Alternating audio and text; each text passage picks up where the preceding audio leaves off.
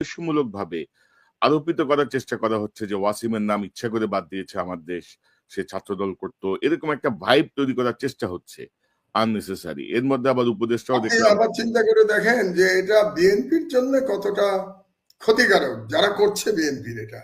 কারণ যে বিএনপির মহাসচিব কিছুদিন আগে আমার প্রথম আলোর জন্য কান্নাকাটি করছিলেন এবং রীতিমতো মানে কেঁদে ফেলার দশা, যে মিডিয়ার প্রতি এই এই আক্রমণ, এইটা দেখার জন্য কি আমি ছিলাম, এই ধরনের কথা যিনি বলছেন, এত তার টান প্রথম আলোর প্রতি, তার দলের লোক আমার দেশ এত কষ্ট করার পরে প্রথম দিন বেরিয়েছে এবং প্রথম দিনের আমার দেশের বিরুদ্ধে উদ্দেশ্য প্রণোদিত ভাবে তারা একটা ক্যাম্পেইন করছে।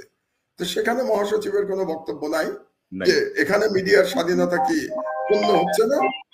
তো এটাই হচ্ছে সবচেয়ে আশ্চর্য ব্যাপার আর কি, যে এই বিষয়ে তারা হয়তো চুপ করে আছেন। তো একটা কথা বলি, কনক, শেখ হাসিনার সাথে আমি একা লড়াই করেছি, শেখ হাসিনা এবং ভারতের সাথে, যখন বিএনপির নেতারা যার যার নিরাপদ দূরত্বে অবস্থান করেছেন, আমি একা লড়াই করেছি। শেখ হাসিনার মহা ক্ষমতাবান শেখ হাসিনাকে আমি পরোয়া করি নাই, আমি দিল্লিকে পরোয়া করি নাই। তো বিএনপি তো এখনো ক্ষমতায় আসে নাই রে ভাই। তো এখনই আমার বিএনপিকে ভয় পেতে হবে?